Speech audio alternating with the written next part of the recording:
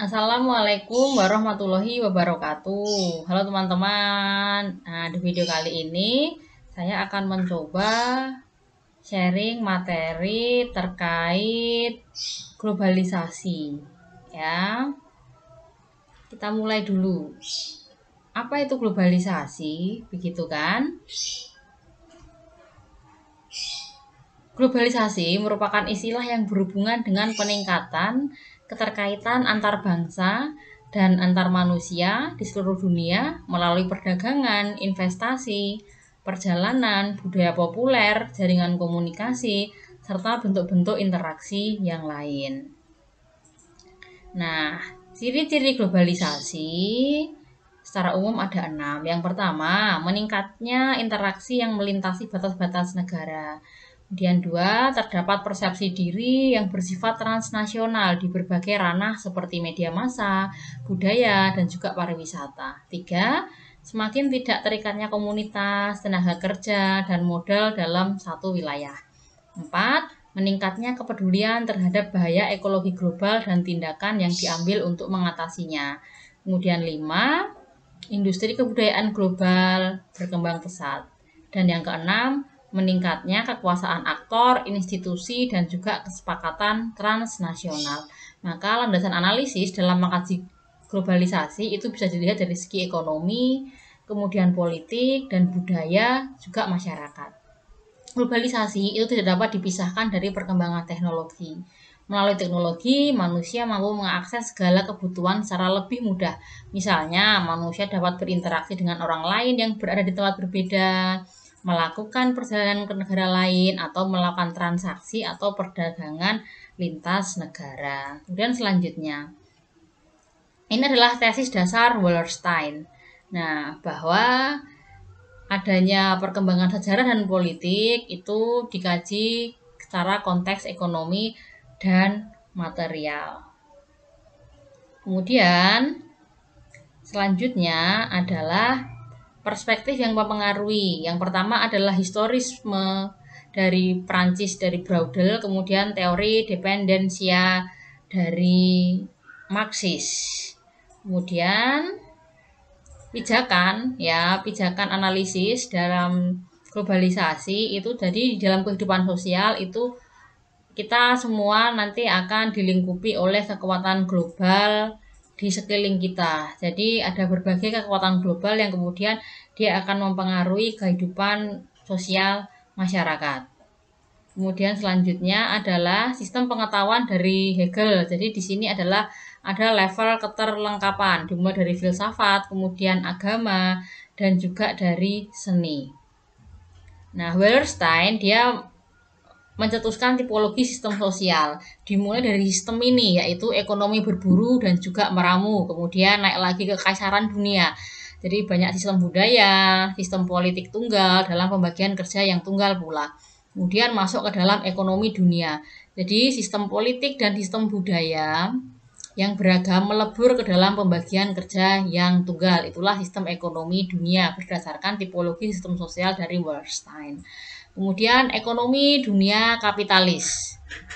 Nah, ekonomi kapitalis itu dipengaruhi oleh kebudayaan dan tentu saja oleh politik.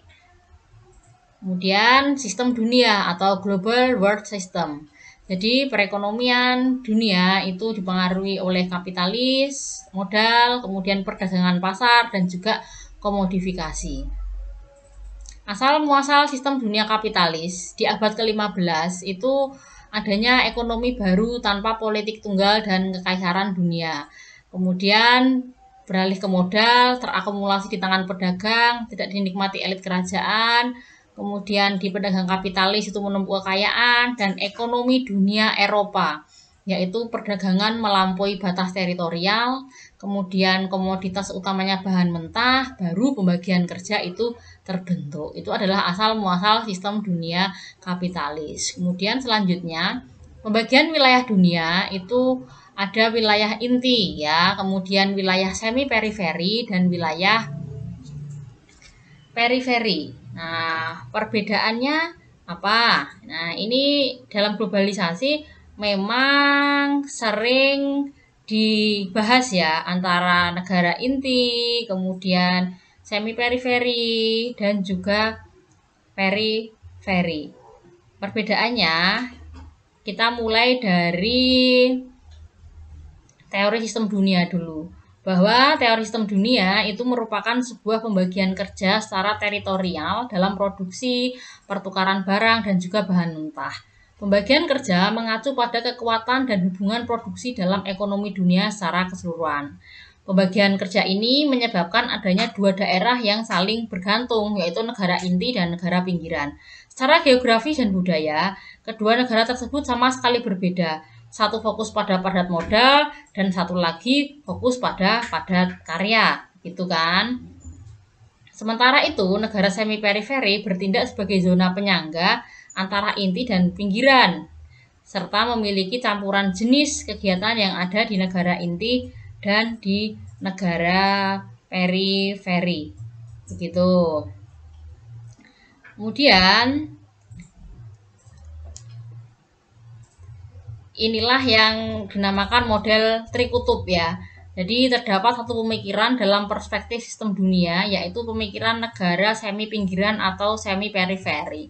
Dalam pemikiran ini terkandung petuah sistem dunia yang menjelaskan beragam kemungkinan perubahan status relatif satu negara di dalam sistem ekonomi kapitalis dunia.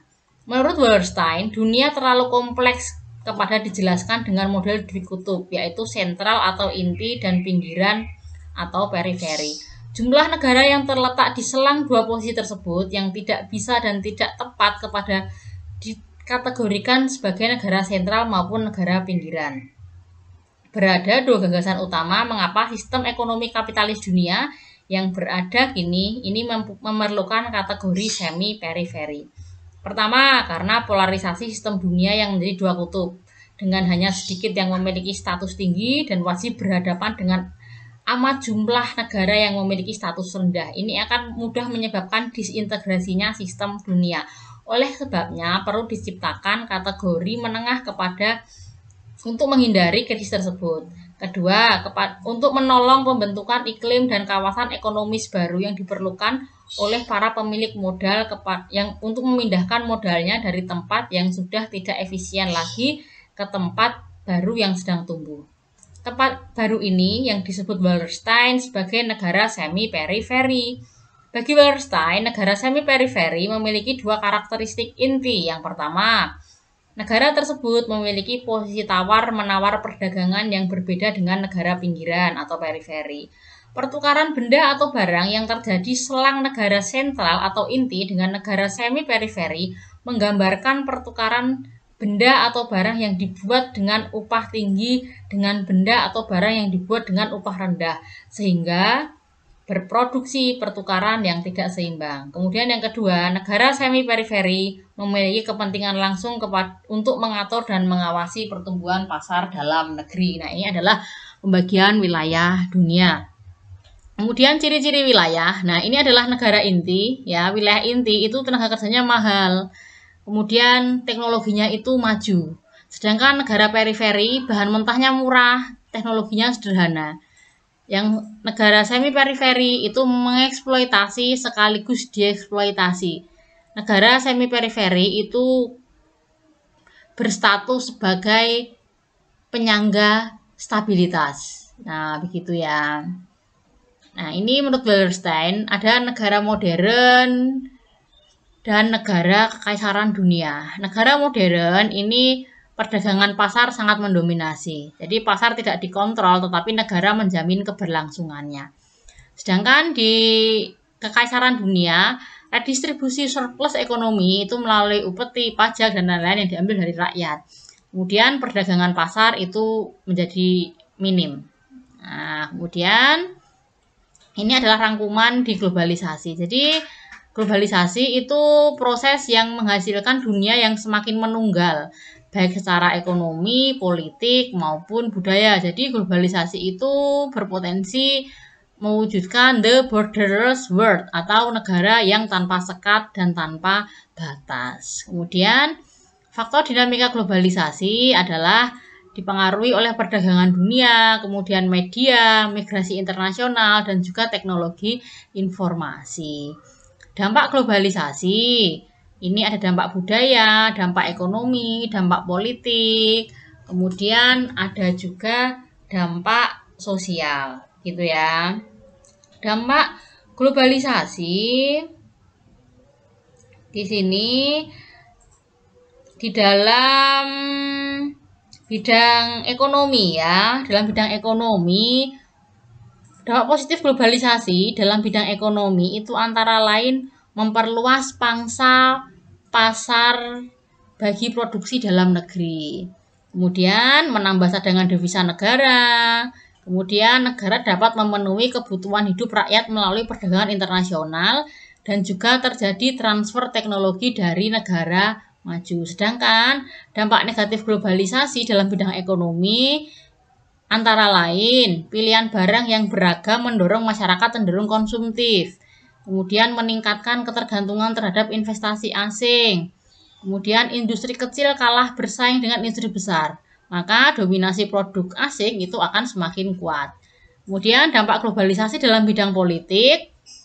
Dampak positifnya mendorong pemerintah mewujudkan good governance.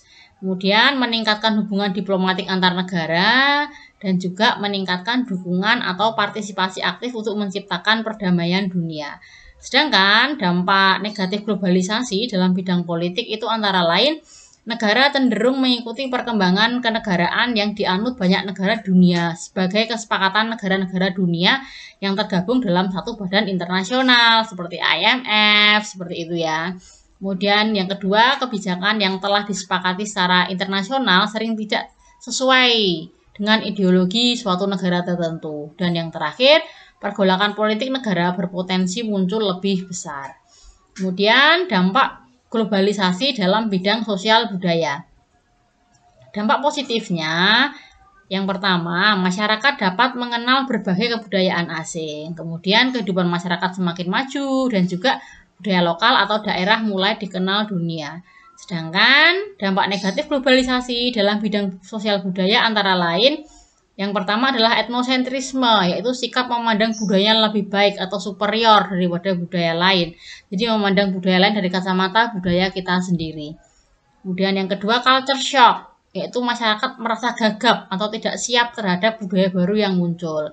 Dan dampak negatif globalisasi yang terakhir adalah culture lag atau ketimpangan budaya, yaitu perbedaan tingkat kemajuan antar unsur kebudayaan dalam masyarakat.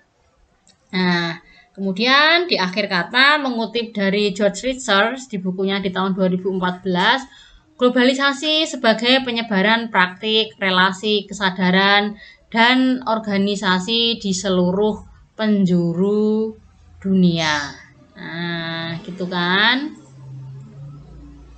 Nah, demikian teman-teman materi globalisasi pada siang hari ini. Ya, kita berjumpa di materi berikutnya maupun di latihan soal selanjutnya. Terima kasih. Wassalamualaikum warahmatullahi wabarakatuh.